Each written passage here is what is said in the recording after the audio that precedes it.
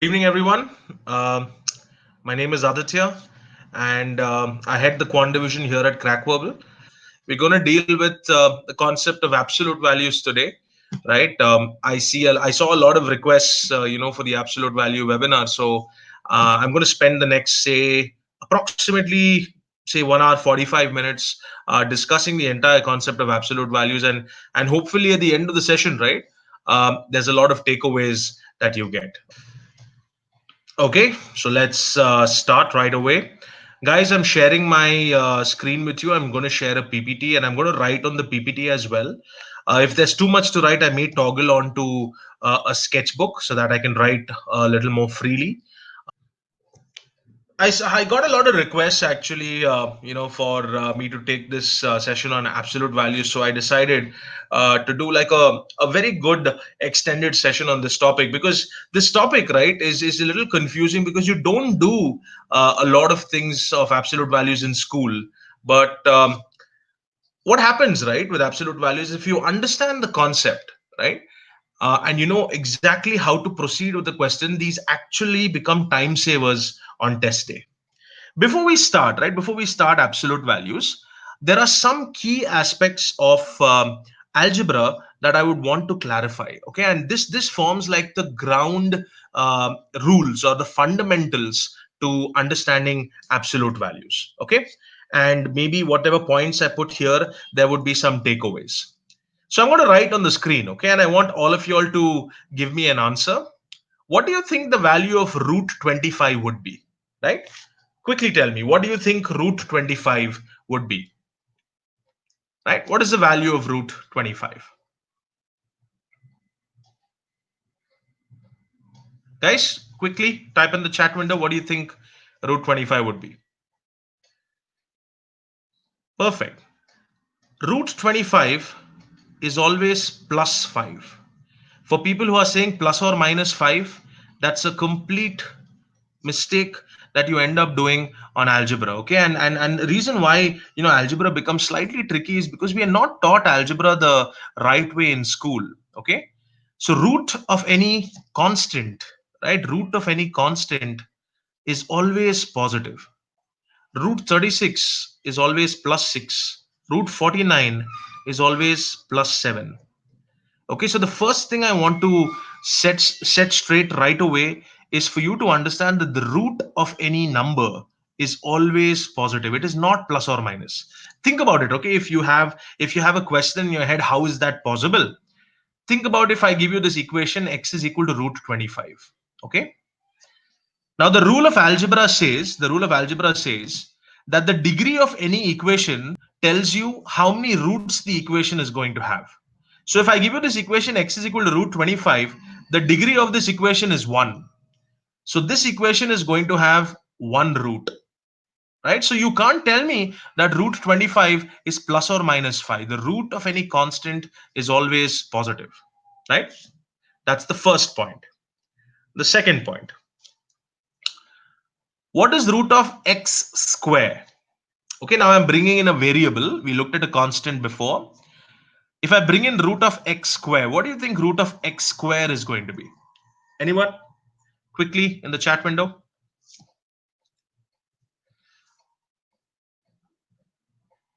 Now here, again, you'll have to be very, very careful, right? The root of x square is always plus or minus x. It's not only x. The root of x square is always plus or minus x. You see where I'm going into, right? I'm going into areas, very basic fundamentals that many students would get wrong. The root of any constant is always positive, but the root of x square is always plus or minus x. The root of any variable square is always plus or minus the variable. Now, why is this? Why is this the case, right? Because think about it, right? If I give you this equation x square is equal to 25, just by looking at this equation, you know that the degree of this equation is 2. So there has to be two solutions to this equation. When you look at any algebraic equation, right? For example, x square is equal to 25.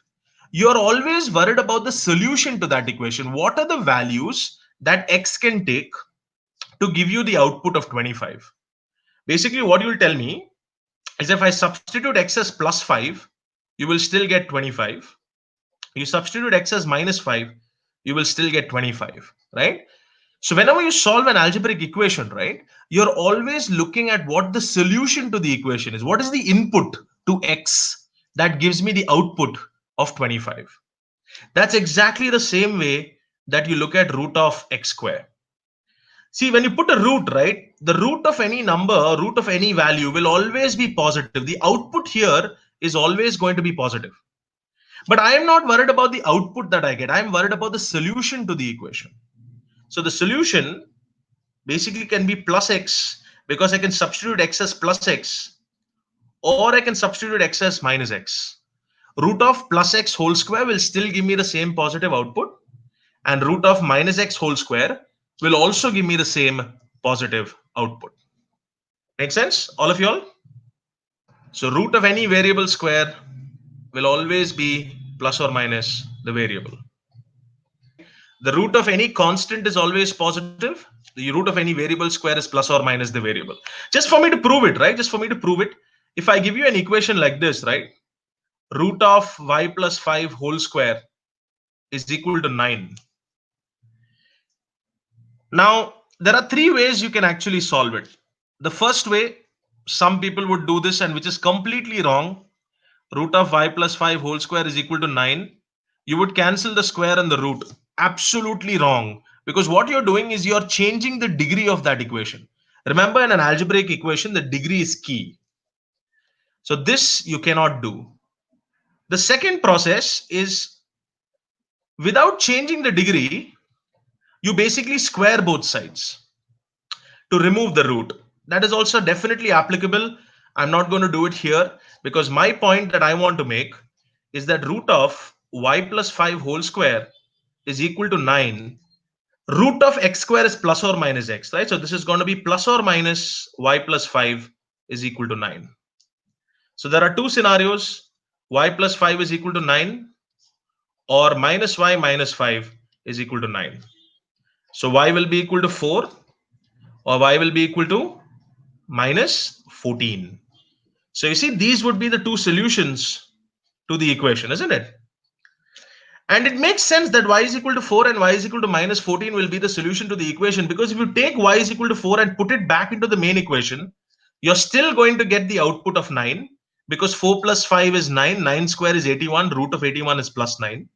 And if you take minus 14 and you put it back into the equation, you're going to get minus 9 whole square, which is again 81, and root 81 would still give you 9. So y here would take two values, and see, and y should take two values because the degree of that equation is 2, right? So remember, the root of any constant always positive. The root of a variable square is always plus or minus the variable. Okay, these are the points that I want you to keep in mind. Now, there's another third point that I want to work with, and this is what it is. If I give you an equation AB is equal to BC, uh, all these guys are ground rules. I want this to be clarified before we go on to the absolute value bit. Okay, so if I give you this equation AB is equal to BC, can I cancel B on both sides?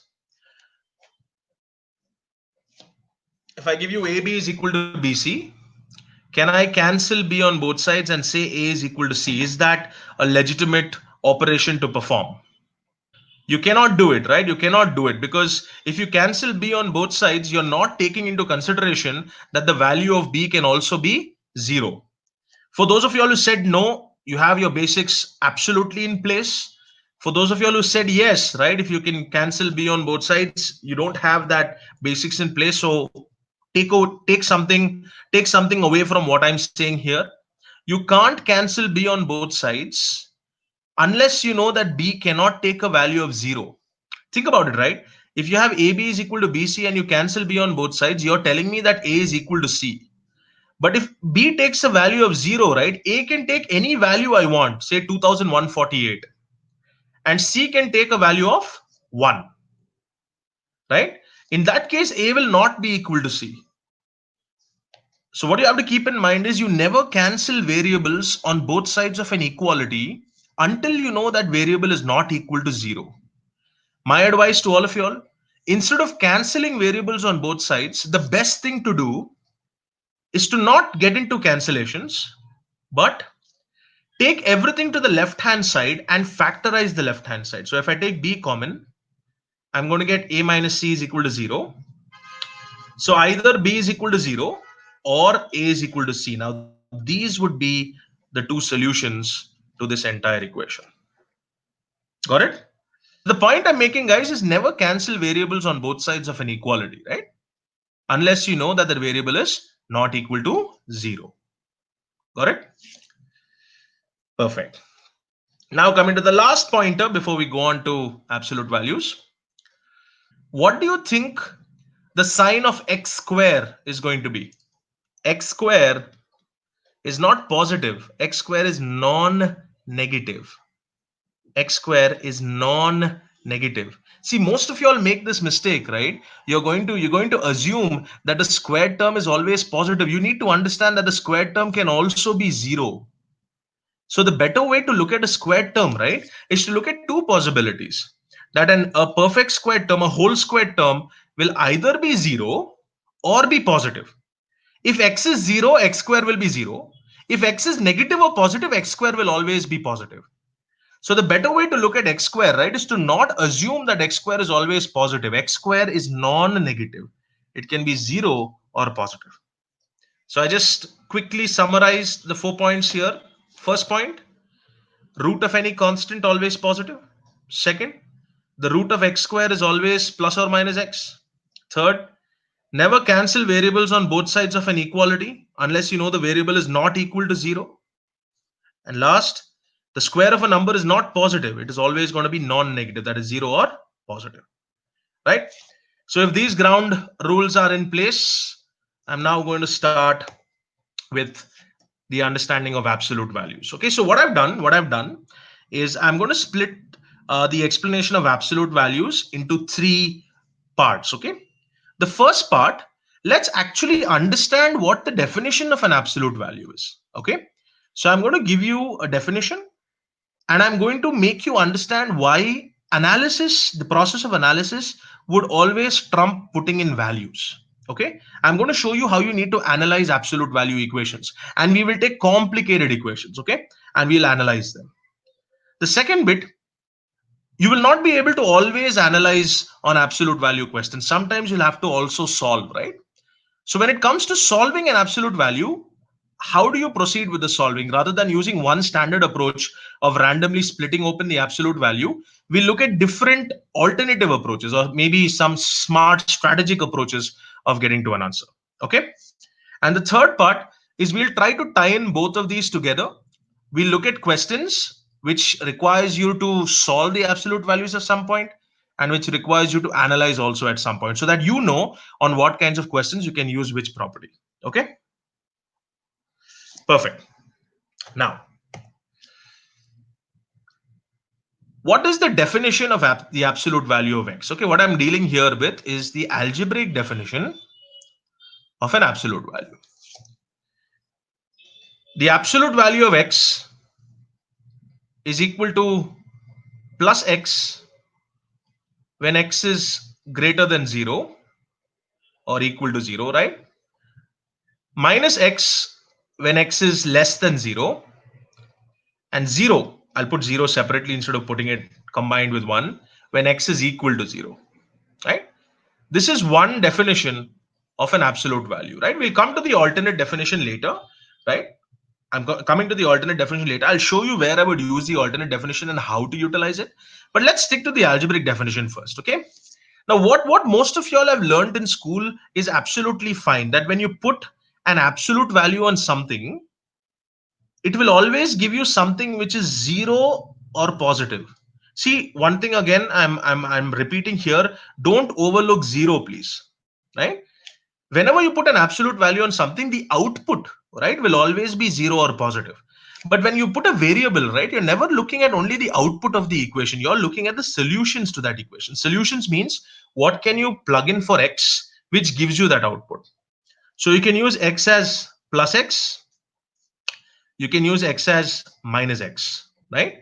So that is why absolute value of x is defined as plus x when x is greater than 0, minus x when x is less than 0, and 0 when x is equal to 0. We'll be using this definition, in quite a few places. But this is the first thing that I want to put across, right? So the absolute value of 25 is going to be positive. The output will always be positive.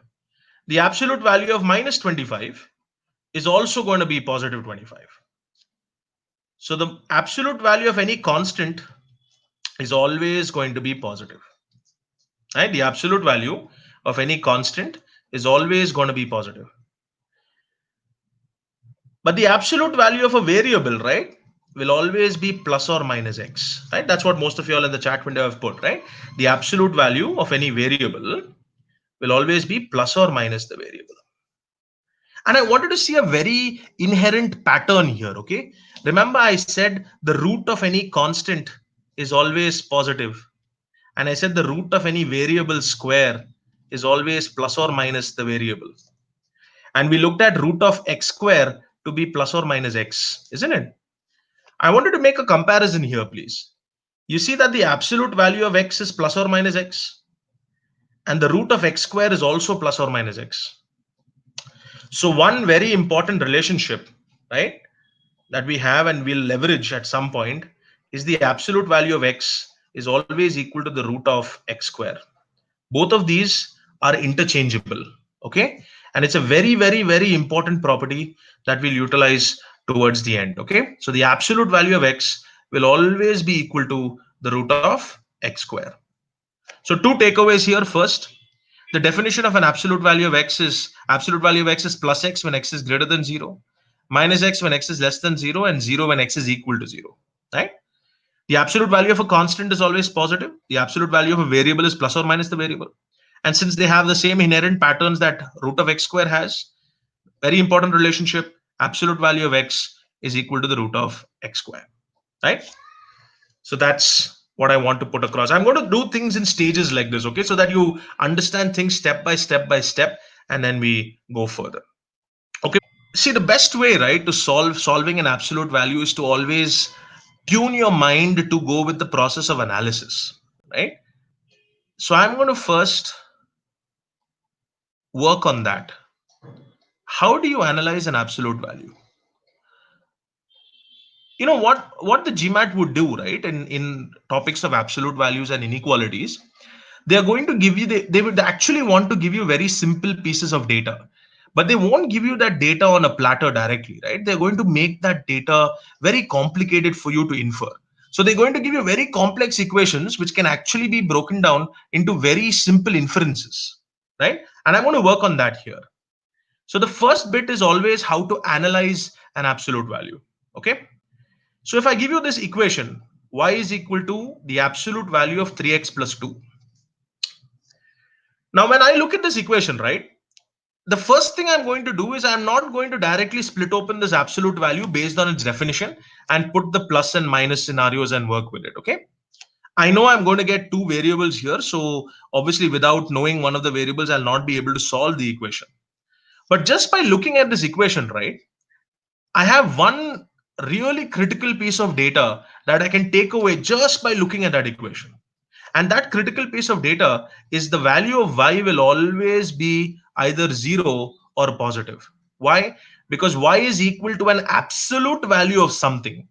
And we just looked at the output of an absolute value will always be either 0 or positive, right? So just by looking at this equation, right, the inference that I can draw is y has to be either 0 or positive. Now you can ask me, why can't y be negative? If you're getting confusion, why can't y be negative? Put any value of x you want in the equation, and you'll realize that the value of y you get will always be either 0 or positive. When will the value of y be 0? When the value of x is minus 2 by 3. Got it?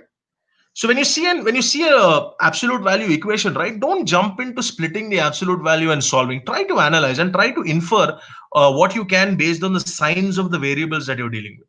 Okay, try to make inferences on sign. If you make inferences on signs, right, this will help you out to simplify your entire working process rather than splitting and working with equations. Now think about this, okay? What if I give you, let's take it step by step again. So if I give you this equation, y is equal to the absolute value of 3x plus 2 plus 2. Okay. Without actually getting into solving that equation, what inferences can you make about y? Yes, see, some of y'all are giving me a partial kind of inference, right? Most of y'all are telling me y is positive, but you can do something further, right? You know, this entire absolute value is either going to be zero or positive. And what you're going to do is you're adding 2 to this zero or positive value, right? So I agree with you that y has to be positive, but it has to be a positive value greater than or equal to 2, right? It has to be a positive value greater than or equal to 2, right? It can be equal to 2 also. Okay, don't forget that the output of an absolute value can be either 0 or positive. Make sense?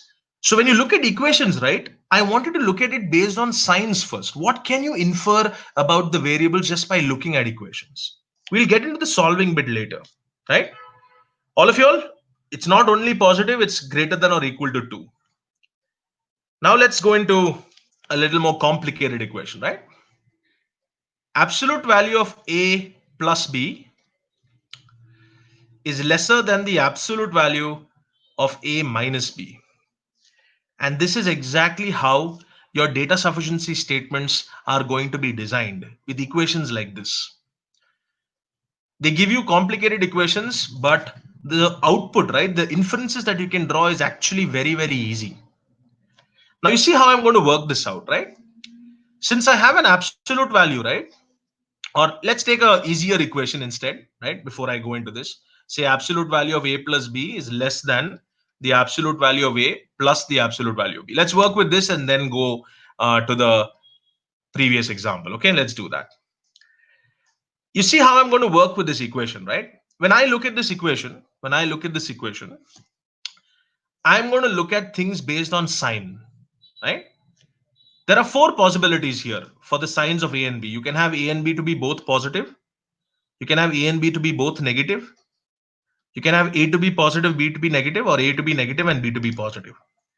Think logically, and play around with the signs to see for what combination of signs will this equation hold. If I put both A and B as positive, you'll realize that the two terms here are going to add up. A is positive and B is positive. The two terms here also are going to be added up. So I won't have the left hand side to be less than the right hand side, right? I'm going to have the left hand side to be equal to the right hand side. So the both positive scenario is ruled out. If I put both A and B to be negative, right? Yes, if I put both A and B to be negative, then again you know that A minus B will add up. And here also, since both the values are individually under a modulus, they would add up. And these two sides are going to be equal. But if I put A to be positive and B to be negative, you'll realize since A is positive and B is negative, the left hand side is going to reduce in terms of value. But the right hand side, since it has the absolute values on the A and the B separately, is going to add up because the outputs of them are going to be positive.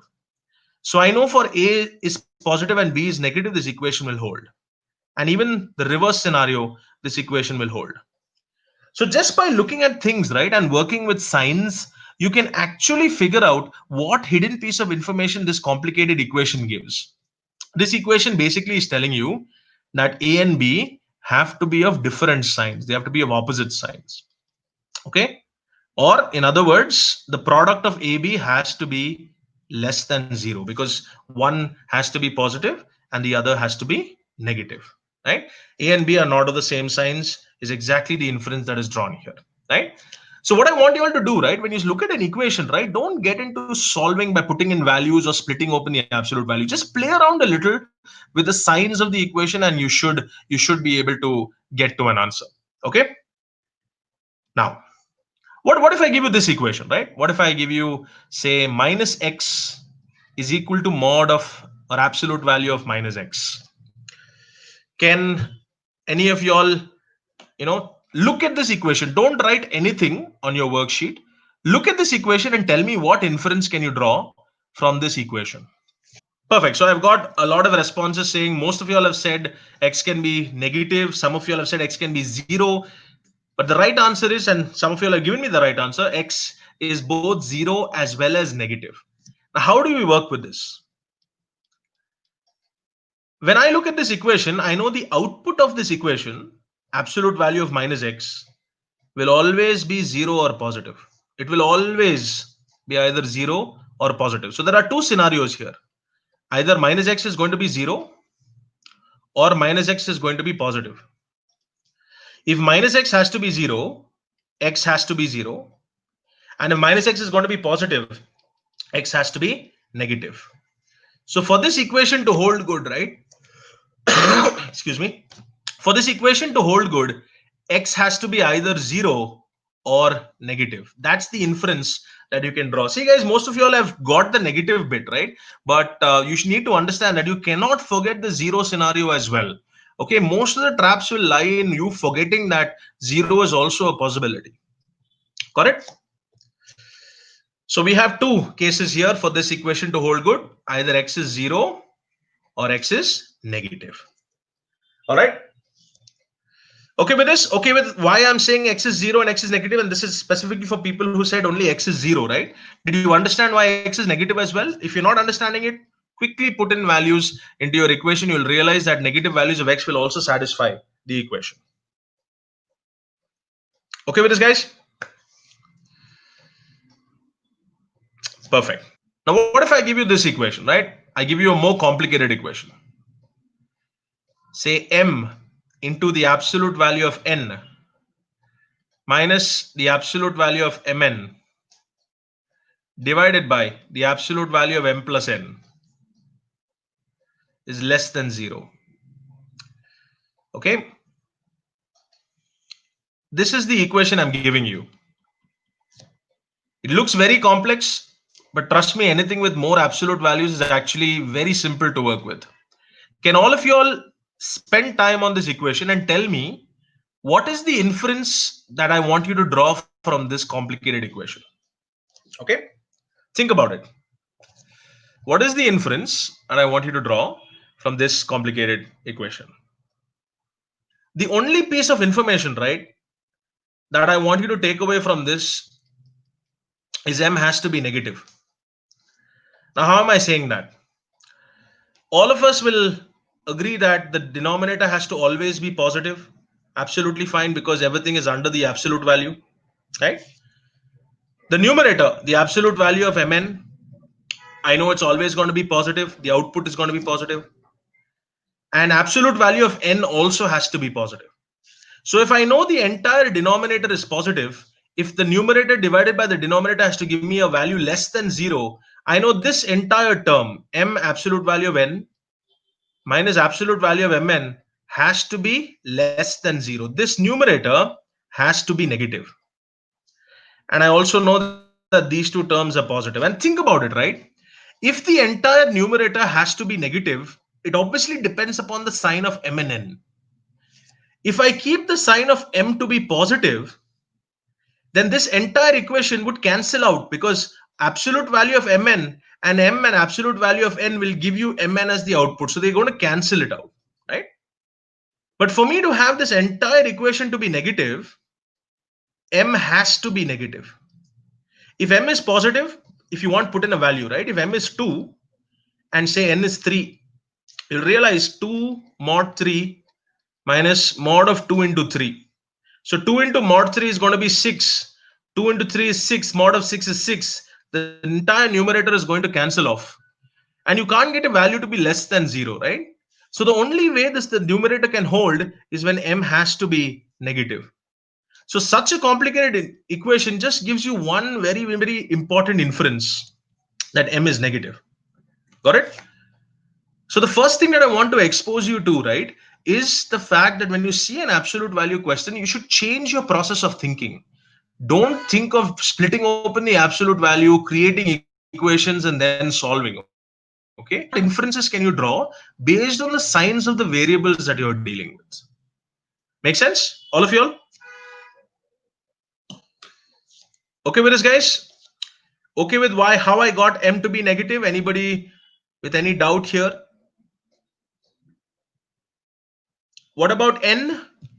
I don't need to worry about the sign of n, right? N can be anything I want, because since all the n values are inside the absolute value, it's not going to change anything, right? Because the output of it will always be positive, isn't it? Guys, I'm not going to be worried about n too much. N can either be positive, n can also be negative, right? I don't know about n because all the values of n are inside the absolute value. I just know that m has to be negative. For this equation to hold, m has to be negative. UN, when we work with questions, right, I'll come into cases where the magnitude also would matter, right? Obviously, at some cases, the magnitude would matter. But for those of you all who attended my inequalities webinar, you remember that I gave you 3 ground rules for working with inequalities. I always said while working with inequality question, keep the right hand side 0 and keep the left hand side as a product or a division of values. Now, the reason I said that, right, was for you to, break down the question such that the question is dependent more on the sign rather than the magnitudes of the variables, right? If you've not seen the inequalities video, I would suggest you do so because we discussed about how to simplify inequalities in the last webinar session. Okay, so let's move on. Let's move on. So the point I'm making here is when you're analyzing any absolute value, always look towards the sign of an equation. Okay, so let's take the equation that I started off with. I'll give it to you again. The absolute value of a plus b is less than the absolute value of a minus b. Now, there are multiple ways to work with this equation. Okay, I will show you an alternate way also sometime later, right? But at this point of time, since we are analyzing the equation, I would want all of you all to analyze the equation based on the signs of A and B, right? Play around with the signs, right? Keep both A and B as positive, negative, one positive, one negative. And you tell me what is the important inference that you can draw from this entire equation.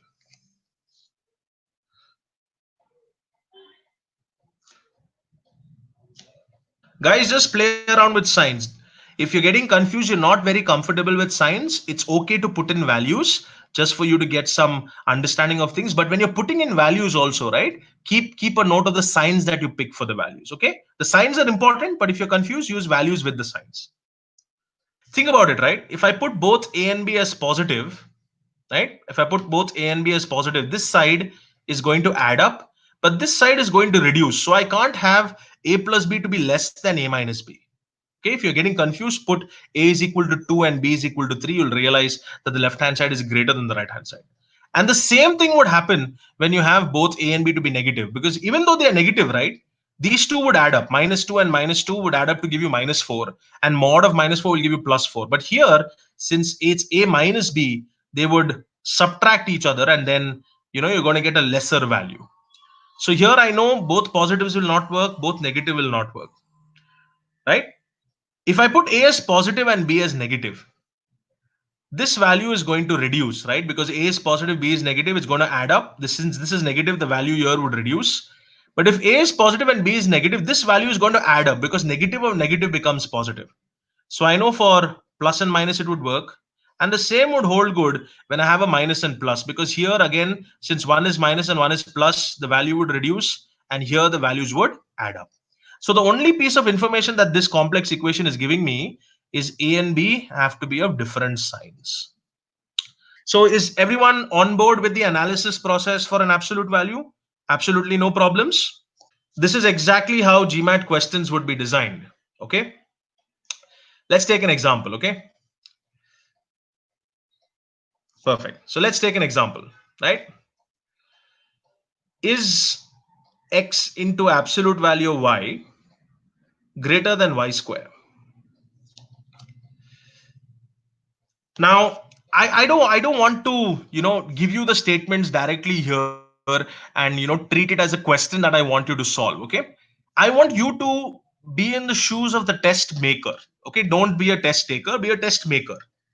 Now, if I give you this question to work with, x into absolute value of y is greater than y square, I want you all to analyze this equation and you all tell me, for this equation to hold good, what conditions have to be satisfied. Okay, I'm going to give all of you all a minute. Take a minute and tell me what condition need to be satisfied. And when I say condition, it can be conditions as well. Give me a holistic understanding of what conditions need to be satisfied.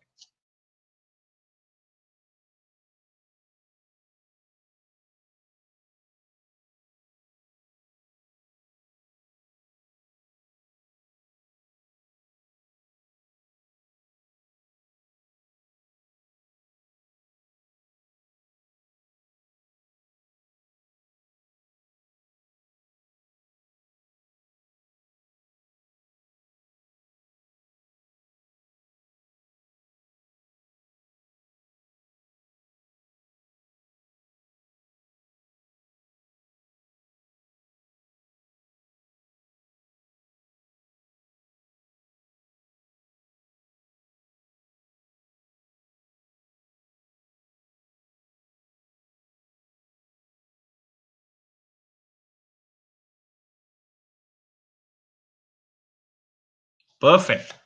So most of you all have got it. Some of you all corrected your answers as well. Let's analyze this, okay, and let's see how questions are actually drafted. Okay, how would a test setter actually draft a question on absolute values? So you see, y square will always be either 0 or positive, and the absolute value of y will also be 0 or positive. Here I'm not considering the 0 case, because if y takes a value of 0, then it's basically telling you that 0 is greater than 0, which is not possible, right? So I'm ignoring the 0 case. So I know x into mod y to be greater than y square. I know this entire term is positive, and the absolute value of y is also positive. Now, if the right hand side is by default positive, I need to worry about the sign of x, because I already know what the sign of mod of y is. So I know I need to have x to also be positive. So my first requirement is I need x to be positive. And I also said x into absolute value of y should be greater than y square. So I need the left hand side to be greater than the right hand side, right? And the right hand side is basically y into y. For me to have x into mod of y to be greater than y into y, I need the magnitude of x to be greater than the magnitude of y. So x should be greater than y. So only if these two conditions are satisfied will this equation hold good, right? And that is exactly how a GMAT question will be drafted. The first statement, x is greater than 0, and the second statement, x is greater than y, right? And that's how a test setter would actually create a question on absolute values, right? You're going to pre-think the possibilities. You're going to think of what can be the solutions to this equation, right? Now, just to make it a little more complicated, no, and not so easy to identify, if I change this question to x into absolute value of y is greater than y square, and I give you the first statement that say x is greater than 0, and say I also tell you instead of x greater than 0, say I give you y is greater than 0, and I give you x is greater than y. Okay, let's work with this question. Is x absolute value of y greater than y square? I'm just twisting things slightly just to make it a little complicated. Would the answer to the previous question here, right? The answer to the previous question here will be C, because I need both these conditions to satisfy for this equation to satisfy, right? If I change the first statement to y is greater than 0, would the answer change from C to anything else? Guys, if I change the first statement to y is greater than 0, would the answer change to anything else?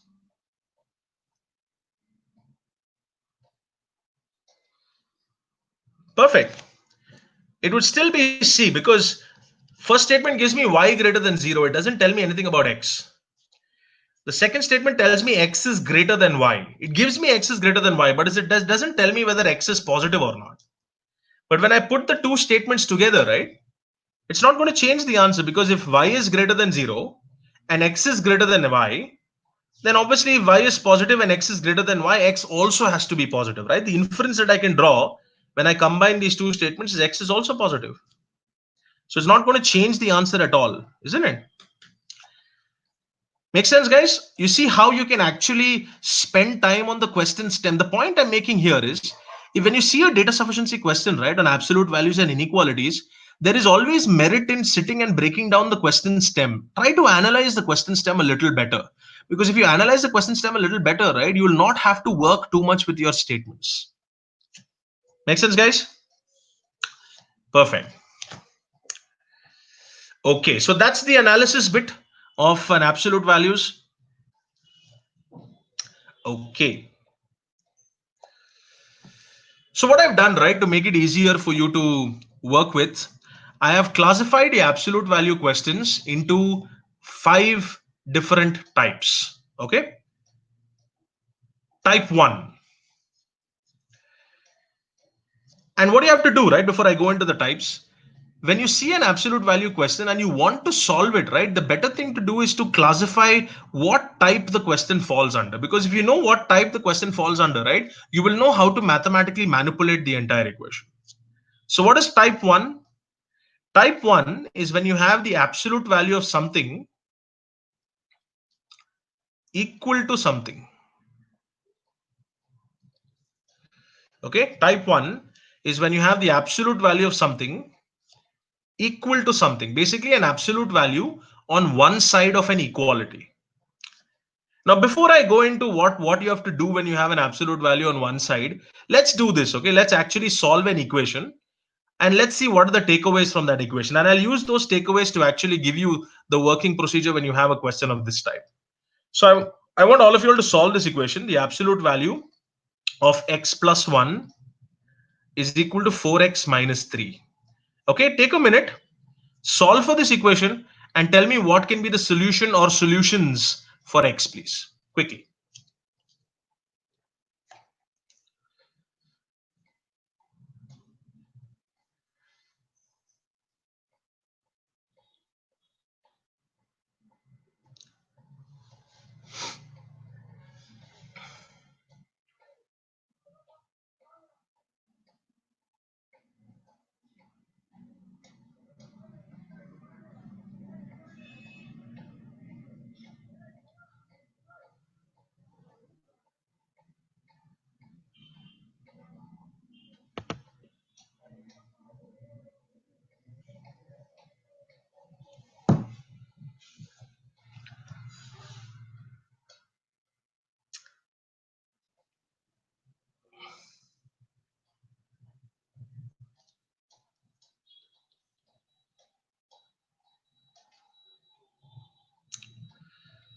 Quickly, quick 10, 20 seconds more. Solve for it, please, and give me what the solutions to the equation is. All right. So I see most of y'all have given me that solution. See, the definition of the absolute value of x is plus x when x is greater than 0, minus x when x is less than 0, and 0 when x is equal to 0. This is the algebraic definition of an absolute value. Now, what most of y'all, right, would have been taught in school is when you need to solve for an absolute value, you split open the absolute value and write two scenarios. The first scenario will be a positive and the second will be a negative, right? So the first scenario, you're saying x plus 1 is equal to 4x minus 3. And the next scenario is minus of x plus 1 is equal to 4x minus 3, right? These would be the plus and minus scenarios. And most of you all solved for this. You all said 3x is equal to 4. So x is equal to 4 by 3. And you all said minus x minus 1 is equal to 4x minus 3. So 5x is equal to 2. So x is 2 by 5. Most of you all did this, right? But only few of you all gave me what the exact solution is. Guys, both of these values are not solutions to the equation. Only one of these values is. Now, this is the takeaway, and this is how you solve for questions which fall under type 1. Whenever you have type 1, the absolute value of something is equal to something, you solve for the absolute value, solve for the variable, get to the solutions, but this is the extra step that you'll have to do. You'll have to cross check the solutions with the main equation. You'll have to cross check the solution with the main equation. So what I want you all to do, right? Or let's do it together. You'll have to take these values of x and put it back into this equation to see if it satisfies the equation. For example, if we take x is equal to 4 by 3, right? It's going to be absolute value of 4 by 3 plus 1 is equal to 4 into 4 by 3 minus 3. So this is going to be 7 by 3. And this is going to be 16 by 3 minus 3, which anyway will boil down to 7 by 3, right? So this is absolutely fine. So x is equal to 4 by 3 is satisfying the equation that is derived from. But if I put 2 by 5, right? 2 by 5 plus 1 is equal to 4 into 2 by 5 minus 3. I'm going to get 7 by 5 on the right hand side. But on the left hand side, I have 8 by 5 minus 3, which will give me minus 7 by 5. So you see, x is equal to 2 by 5 is not going to satisfy the equation that it's derived from. So there's only one solution to this equation, and that solution is x is equal to 4 by 3. So what is the point that I'm making? The point I'm making is this. Whenever you have a type 1 absolute value, that is absolute value of something is equal to something, you split open the absolute value like what you do in school. solve for the equations, but make it a point that you cross verify the solutions with the main equation. All right. Now, obviously, one question that you would ask is, what is the reason that I should cross verify? Why should I do that?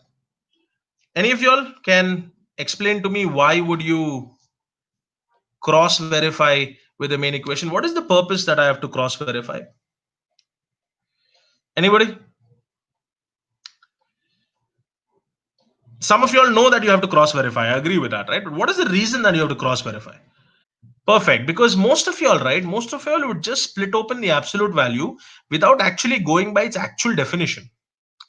The absolute value of x is plus x when x is greater than 0 and minus x when x is less than 0, right?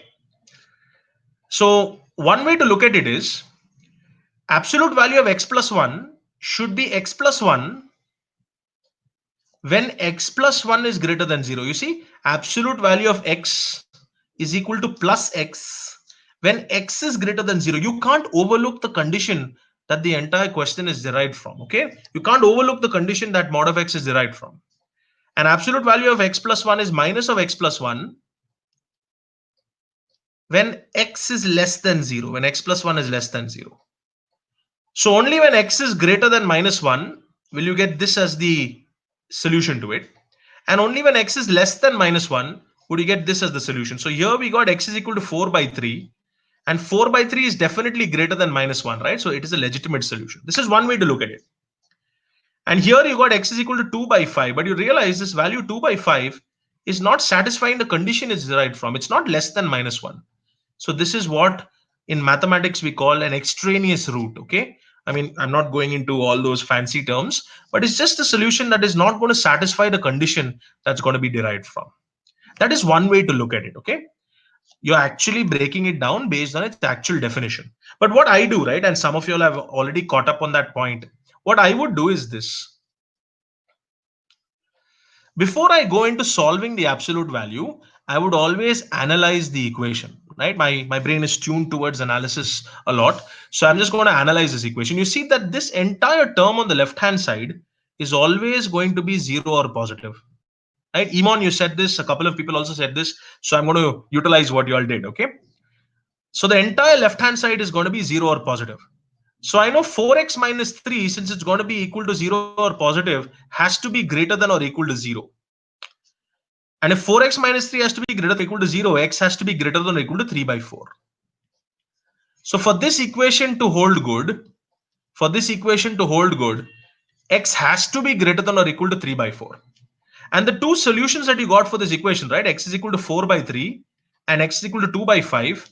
Only 4 by 3 would be greater than or equal to 3 by 4. 2 by 5 is definitely not greater than or equal to 3 by 4. So that is why 2 by 5 is not a solution to this equation. Correct? So there's multiple ways of looking at it. Okay, there's multiple ways of looking at this entire type 1. But my advice, and the most easiest that most of y'all will like, is whenever you have the absolute value of something equal to something, first step, solve the absolute value, get to the solutions. But after you get to the solutions, always cross check the solutions with the main equation. Okay. For people who can analyze it very quickly, absolutely fine. I would definitely want you to do it. I would definitely encourage all of you all to analyze things before you actually get to solving. Correct?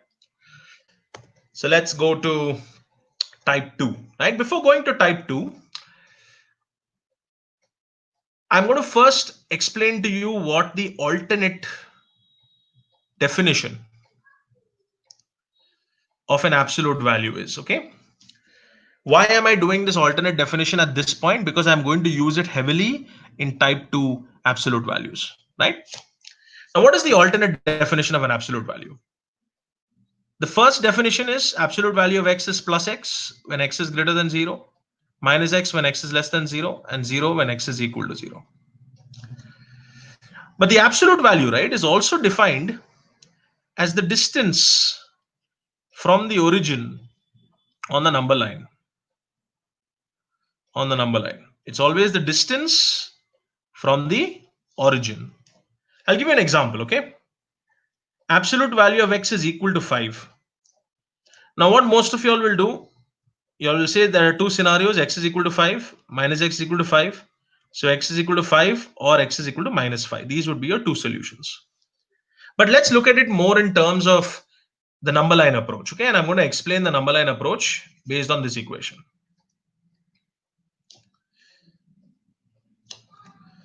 Whenever you see an equation like this, right, the absolute value of x is equal to 5.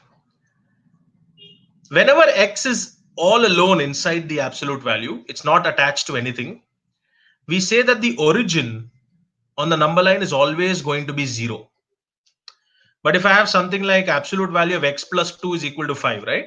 If you have something attached to x, then the best thing to do is to take whatever is inside the absolute value, put it equal to 0, and you'll get x is equal to minus 2. Now that is going to be the origin, right?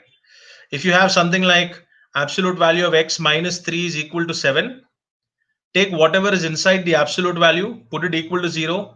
So if x minus 3 is equal to 0, so origin has to be at plus 3. So what I'm doing here, right? The alternate definition basically works with a number line. I'm working with a visual form of an absolute value. Now coming to absolute value of x is equal to 5. This is how you would read it. The distance that you're going to travel from 0, from the origin, which is 0 here, has to be equal to 5 units. The distance that you're traveling from the origin, which is 0, has to be 5 units. So imagine this, right? All of you all are standing on that 0 point on the number line, and all of you all need to travel a distance of 5 units. So you can do it in two ways. You can go to the right, where you're going to end up at plus 5, or you can go to the left, where you're going to end up at minus 5. So the points that you end up at, right, or the points that you move for that particular mentioned distance would be the solutions to that absolute value. Same way, if I give you the absolute value of x plus 2 is equal to 5, the origin here is going to be at minus 2, and this is how you would read the equation. The distance that you're going to travel from the origin, which is minus 2, has to be equal to 5 units. So you're standing at minus 2 and you need to travel a distance of 5 units. So if you travel to the right, you're going to end up at plus 3. And if you travel to the left, you're going to end up at minus 7. And these two would be the solutions to that absolute value. And when you have the absolute value of x minus 3 is equal to 7, right? The origin is going to be at plus 3.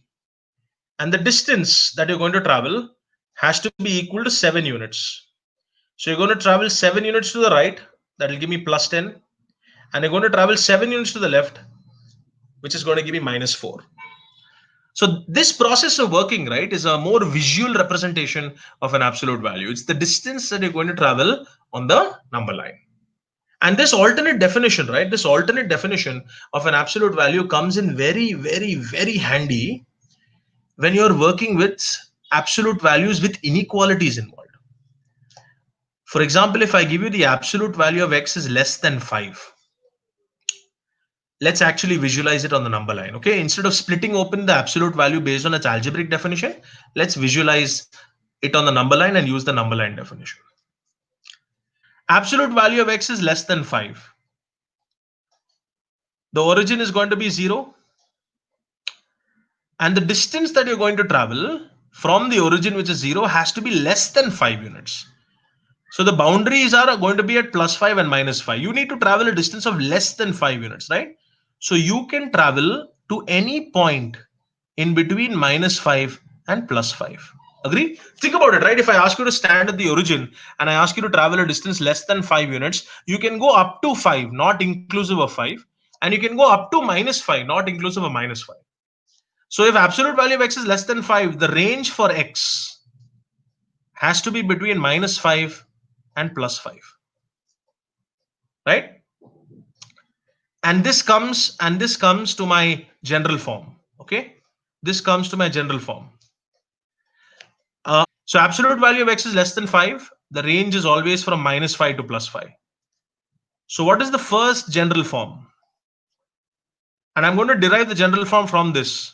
The first general form, the absolute value of x is less than a. If the absolute value of x is less than a, the range will always be from minus a to plus a.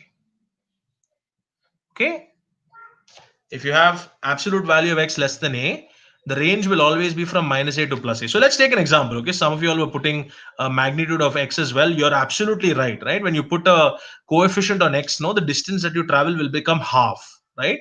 But we'll work with that. You don't even have to worry about plotting it that way on the number line. I'm saying use the general form, right? What does the general form say? Absolute value of say 2x plus 3 is less than 9. Okay, let's say the absolute value of 2x plus 3 is less than 9. I'm not going to worry about plotting things on the number line, right? I am going to worry about, okay, does this fall under the general form that I know? Yes, it does. What is the general form? The absolute value of x is less than a. The range should always be from minus a to plus a. Here a is going to be 2x plus 3. And here, sorry, x is going to be 2x plus 3. And a is going to be 9. So what I'm going to do, wherever there is x, I'm going to replace it by 2x plus 3. And wherever there is a, I'm going to replace it by 9. Right? So minus 9 less than 2x plus 3 less than plus 9. And the purpose of this equation, right, is for me to solve for x. I need to find the range for x. Agree? So I'm going to use inequalities. I'm going to subtract 3 throughout. So minus 12 is less than 2x is less than 6. So now I'm going to divide throughout by 2. Minus 6 is less than x is less than 3. That would be the solution to that absolute value. So I don't need to get into what distances are traveled on the number line, right? I'm just giving you a general form, and that general form applies to everything where you have a less than sign with it. I'll also give you a greater than, but I want you to understand this first. Okay, so for those of you all who put that point, right, of the coefficient of x and the distance you have to travel, I'm not getting into the distance of the number line. I'm just working with the general forms based on this understanding. Perfect, all of you all.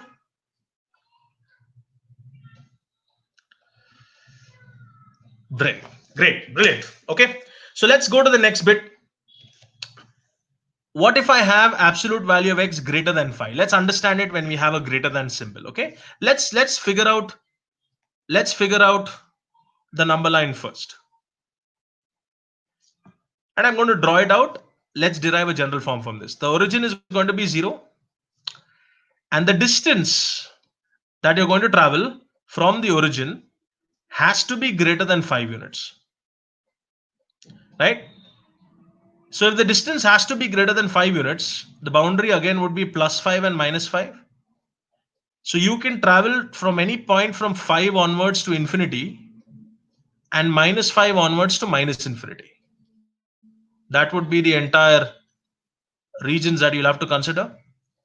So if the absolute value of x is greater than 5, then x has to be greater than 5 or x has to be less than minus 5. You'll realize, you see, that greater than is always the extremes and less than is always the region in between. So I'm going to use this to write my general form. The absolute value of x is greater than a, then x has to be greater than a or x has to be less than minus a. This would be the general form when you have a greater than sign. And guys, when I work for less than and greater than, right, you can also apply it to less than or equal to and greater than or equal to, right? The difference is in the solution, you're also going to include the equal to sign. I'm assuming all of you all are on board with that, right? I'm not going to go and write it separately. Okay with this, guys? Yeah, so somebody said, what if you have another variable? It still holds, no problem. You'll have an equation, you'll have a range with 2 variables. So when you have an equation with 2 variables, it becomes an inequality question that you'll have to break down. So what is the point I'm making here? Coming to type 2. Type 2 would be whenever you have an absolute value of something, inequality something, and that inequality can be less than, greater than, less than or equal to, and greater than or equal to. What is the process that you follow? Don't plot things on the number line. I had to explain that to you to give you the general forms. What you have to do directly, use the general forms.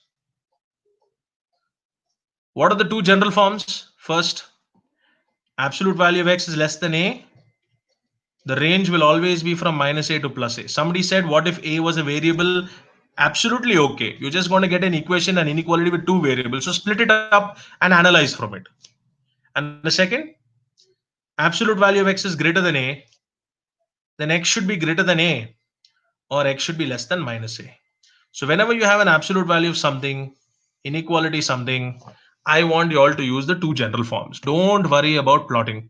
Don't worry about splitting the absolute values. Everything will fall under these two general forms. Okay with this? Now let's work with type 3 and type 4. Okay? Because both of them are pretty similar to each other. Okay? Type 3 is when you have an absolute value of something equal to the absolute value of something. When you have an absolute value on both sides of an equality. And type 4 is when you have absolute value of something, inequality, the absolute value of something. Both processes that you use are exactly the same. What do you do when you have an absolute value on both sides? The best process to follow is to square both sides and remove the absolute value. Why? Because of this relationship, the absolute value of x is equal to root of x square. Because of this relationship, you can actually square both sides of an absolute value. And remember guys, see how I'm defining type 3. It's the absolute value of something equal to the absolute value of something. It's absolute values on both sides completely, not on only some specific variables. Okay, the absolute value should be on both sides completely. Whenever it is in that form, you can always square both sides and remove the absolute value. I'll show you why. I'll show you how it works. Okay, so the absolute value of 2x plus 3 is the absolute value of x plus 1. Let's take that example. I'm going to square both sides, but what I would suggest, right, I'm going to do it step by step by step. But you can skip the second step that I do and go to the third step directly. Don't waste your time. Why can you square both sides and remove the absolute value? Because the absolute value of 2x plus 3 can be written as root of 2x plus 3 whole square. And the absolute value of x plus 1 can be written as root of x plus 1 whole square. So if I need to remove the roots on both sides, I need to square both sides, right? So if I'm going to square both sides, it's going to be 2x plus 3 whole square is equal to x plus 1 whole square, right? And here, no, to solve this equation, I'm not going to open up the brackets and make my life hard, okay? I'm going to be smart here. I'm just going to take everything to the left-hand side. 2x plus 3 whole square minus x plus 1 whole square is equal to 0. And this is in the form of a square minus b square. Drake, I think you joined in late. So once the recording is done, you can actually go through what is done before. Okay. So continuing, 2x plus 3 whole square minus x plus 1 whole square is 0. So this is in the form of a square minus b square. So a plus b into a minus b is equal to 0. So 3x plus 4 into x plus 2 is equal to 0. So you end up getting two solutions here. I'm just going to write it on top here. That x will be equal to minus 4 by 3 or x will be equal to minus 2. And both of these are going to be solutions to this entire equation. Yes, assist, because mod of x is equal to root of x square. That's what I'm using. I'm using that definition. Okay. And one more question, and most of you, before you put it in the chat window, you'll ask, do you have to put it back into the equation to satisfy the equation? You don't need to cross verify here because both the sides, on the left hand side and right hand side of the inequality of the equality are positive, right? So there's no chance that you'll get one side to be positive and one side to be negative. So you don't need to bother about cross checking here. Got this? So whenever you have an absolute value on both sides, you can always square both sides and remove the absolute value. And let's take another example, right? I took this example before. I said the absolute value of x plus y is less than the absolute value of x minus y, right? And somebody pointed out that you could square both sides. Yes, you can. So let's do it, right? Because it falls under type 4. So x plus y whole square, you see, I'm just skipping this middle step, is less than x minus y whole square. And this is in the form of a square minus b square. So again, I'm just skipping the steps quickly. So x plus y plus x minus y into x plus y minus x plus y is less than 0. So the y would cancel, the x would cancel. I have 2x into 2y is less than 0. So 4xy is less than 0. So dividing both sides by 4, I have xy is less than 0. And remember, when we actually analyzed this equation, what we analyzed was both x and y have to be of different signs. Here we have mathematically proven this. And Susan, this is what you exactly did, right? So I'm using this when you come to type 4 of an absolute value. Okay? Okay with type 3 and type 4, guys? All of y'all? Now there's a reason why I'm classifying this into types, okay? Because my last part, I will tell you how I would approach questions, when I would use solving the mod, and when I would use analysis. Okay with this? Type 3, type 4? Perfect. Now what is type 5? Type 5 is a miscellaneous type. And what classifies as a miscellaneous type? When it is not types 1, 2, 3, 4. If you find a question which is not of type 1, not of type 2, not of type 3, not of type 4, that would be a miscellaneous type. And what do you do when you have a miscellaneous type of question? Very simple. You either analyze, Remember how we worked with analysis? I'll give you an example. Absolute value of a plus b is equal to the absolute value of a plus the absolute value of b. When I see such an equation, right, it doesn't fall under the 4 types that we've discussed. So what I would do, my first instinct would be analyze based on signs. Check for positives, negatives, one positive, one negative.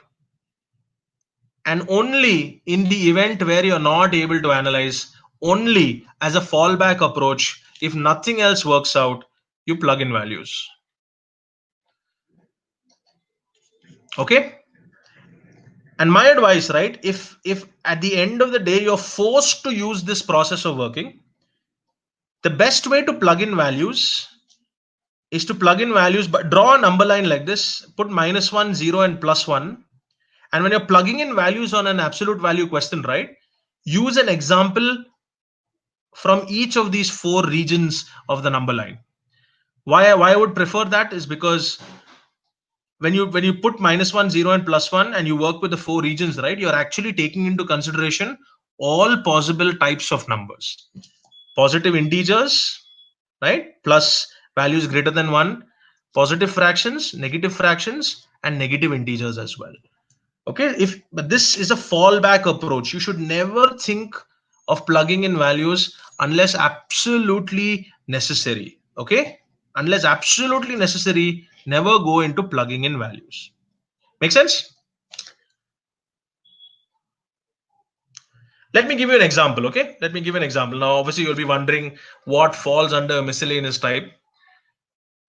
Is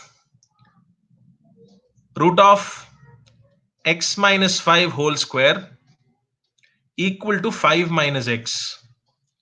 First statement. Minus x mod x greater than 0. Second statement, x is less than 5. So what I'll do, it's a good hard one, right? Official GMAT question. I want all of you all to take 2 minutes. I'm not worried about the answers, but please don't type in the answers in the chat window unless I ask you to do so. I don't want others to get biased. So take 2 minutes, hold on to your answers. At the end of maybe a minute and a half, that's when I'll ask you to type in the answers, and you can type in the answers. We'll have a discussion, okay? And I'll use this discussion to give you a structured process of how to solve. Right? Your time starts now.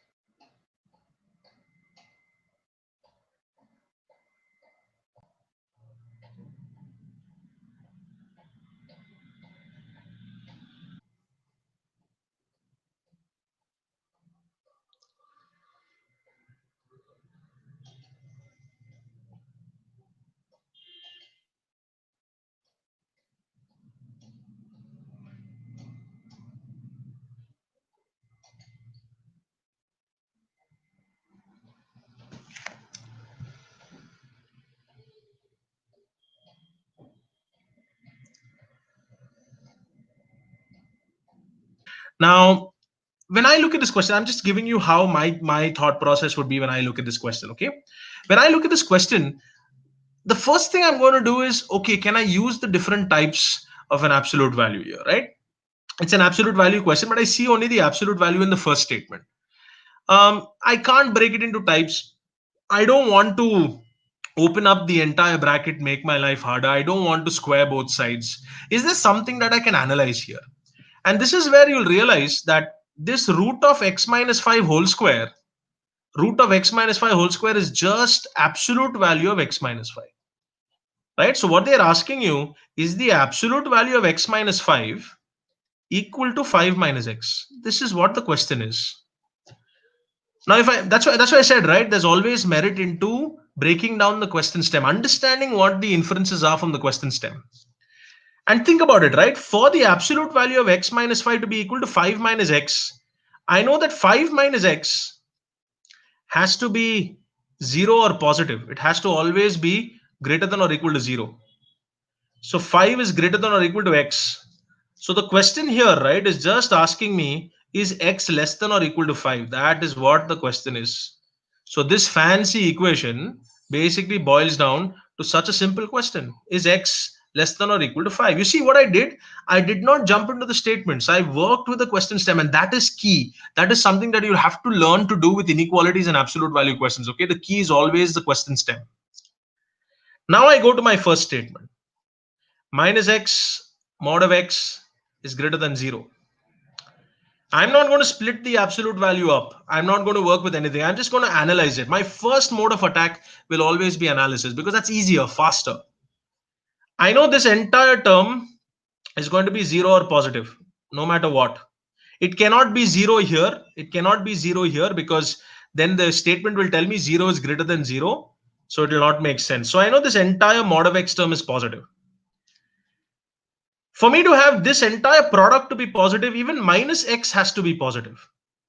And for minus x to be positive, x has to be negative. So what the first statement is giving me is x is less than 0. Now think about this, right? The question is asking you, is x less than or equal to 5? The statement is giving you information that x is less than 0. This will definitely be sufficient information to answer the question, right? Because I'm telling you x is negative. The question is asking you, is x less than or equal to 5? It will always be less than or equal to 5. So the first statement suffices, AD. Now let's go to the second statement. The second statement is is what I call like a lollipop statement, right? It directly gives you what this question itself asks. So is x less than or equal to 5? The statement tells you x is less than 5. So that clearly is sufficient. Delta. Got it? So you see what happened, right? These are actually time savers, right? I ideally would, to do this entire process in my mind, it would not take me more than a minute. The key was to break down the question stem and to figure out what hidden piece of information is the question actually asking me for. Okay. So for those who answered alpha, then you made really silly mistakes by saying x can't be less than 5, right? Those who answered beta, you all didn't analyze the absolute value to its entirety, right? You know that x is negative, so it's answering the question that x is less than 5. Make sense? Those who answered delta, great question to get right. So the point I'm making, you see, I just looked at the question and in my mind, right, I went the analysis route because I didn't see that the question fell under the types of absolute values that we discussed. Okay. So starting with a very easy one, I'm only going to give all of you all 30 seconds and I want an answer in 30 seconds. Okay. This is actually a 30-second question. Your time starts now.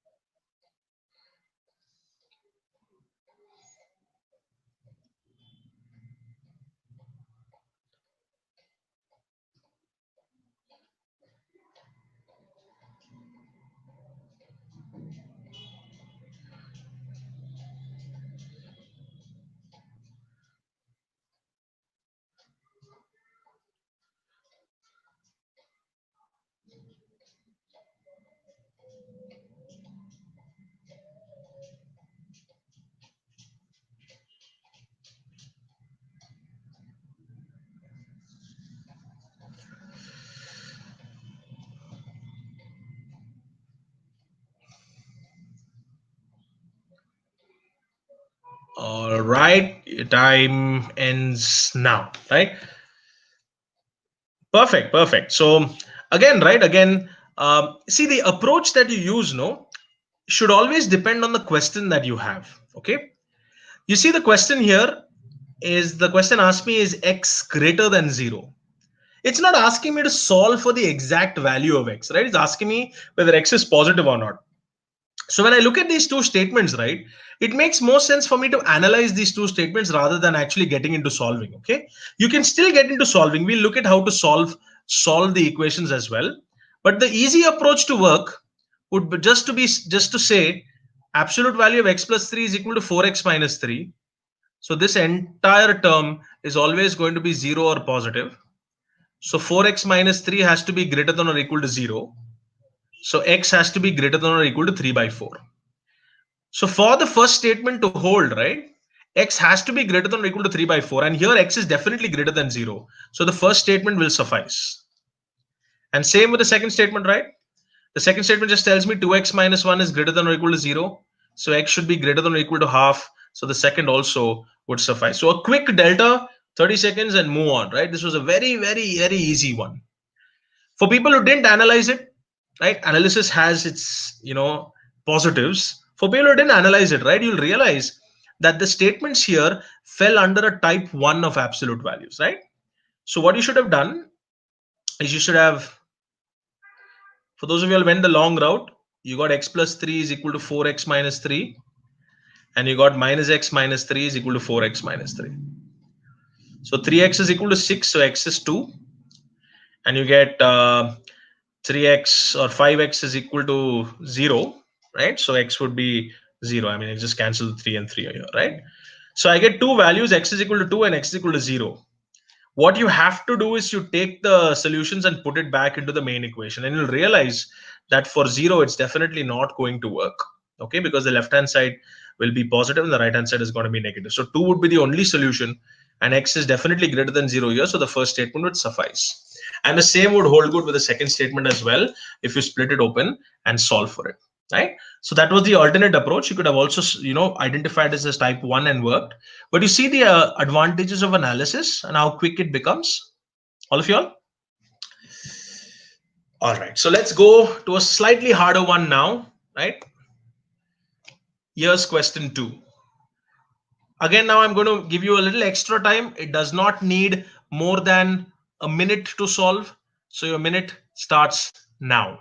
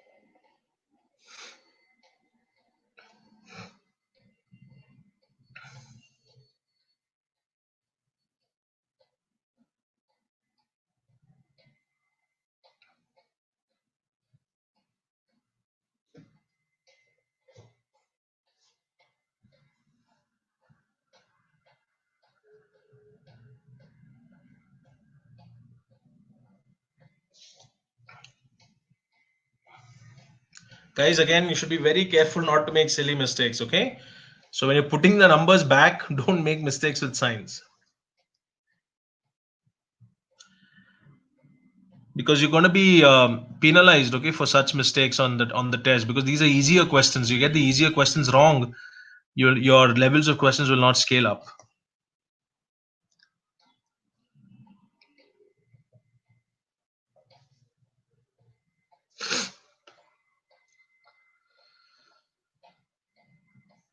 Final 10 seconds.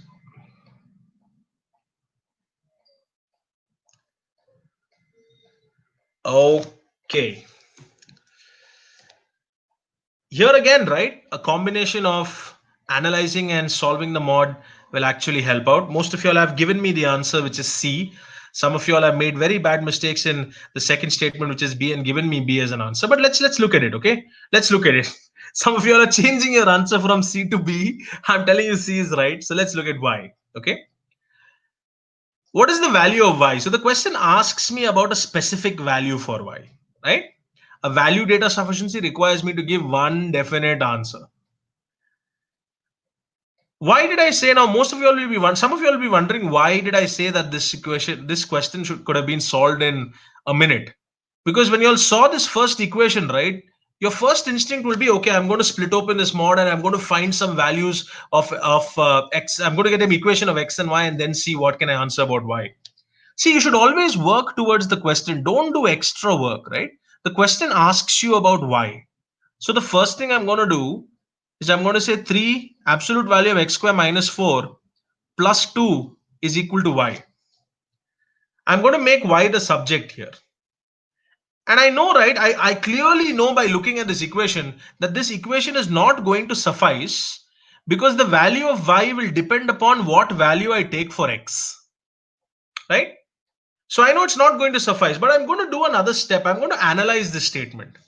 I know this entire term, right? 3 absolute value of x square minus 4 is always going to be 0 or positive. And you're adding 2 to it. So I know the inference that I can draw from this first equation is y has to be greater than or equal to 2. I don't know what the exact value for y is, but I know that y has to be greater than or equal to 2. So the first statement is not sufficient, BCE. Now let's go to the second statement. The second statement is way easier to solve. It falls under a type 1 of an absolute value. I mean, even if you don't use type 1, right? If you're good with numbers, you can actually see, looking at the equation, you can figure out that there's going to be two solutions here. Y is either going to be minus 8 or y is going to be equal to 14. These would be the two solutions. And even if you take the values and put it back into the equation, right? 3 minus of minus 8 is plus 8. 3 plus 8 is 11. And mod of 11 is 11. So this solution satisfies. And even if you put y is equal to 14, 3 minus 14 is minus 11. Mod of minus 11 is still 11. So the left hand side and the right hand side are exactly the same.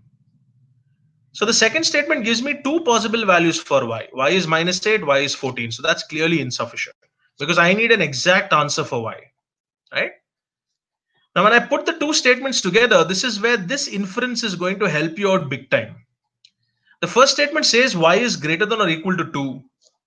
And the second statement tells you y is minus 8 or y is 14. So the only way I can have both statements to be satisfied simultaneously is y has to be equal to 14. So the answer here has to be C. Okay with this, guys? All of you all?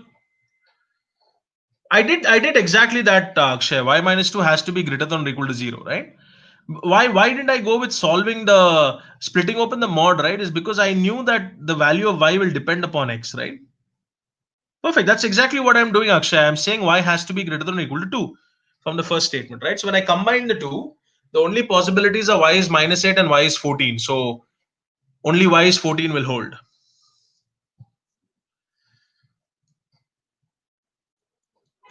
Okay with this, guys? I mean, this is not a very hard question. Okay, this would maybe be like 600. I mean, 600 or 620 or 630. It's not too hard. It's a very quick one, right? Okay, guys. So let's try this question and then work with another, and then let's finish the session off. Again, I'm not going to give you more than a minute to solve this. Your time starts now.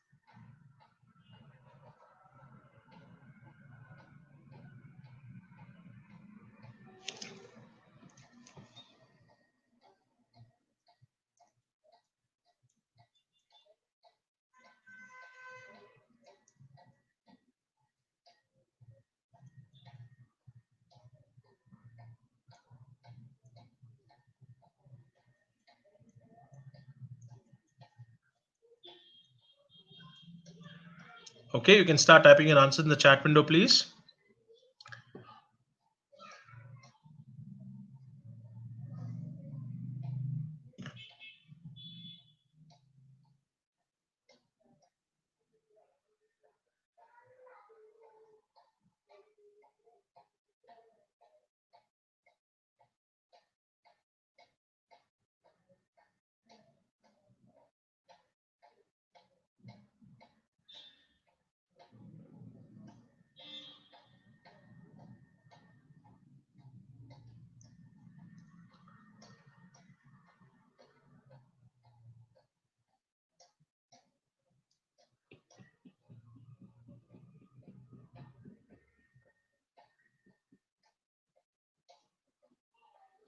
Okay.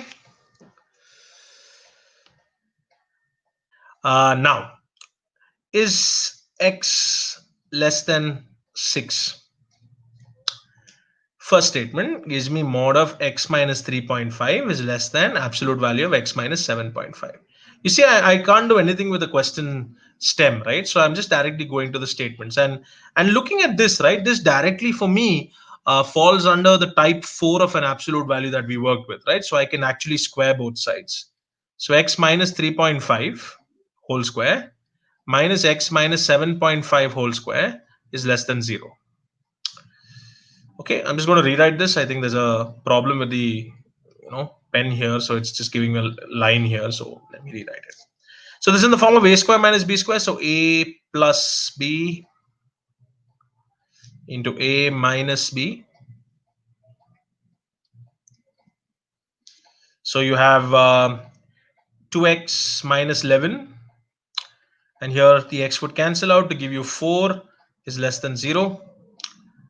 So I'm dividing throughout by 4, so 2x has to be less than 11.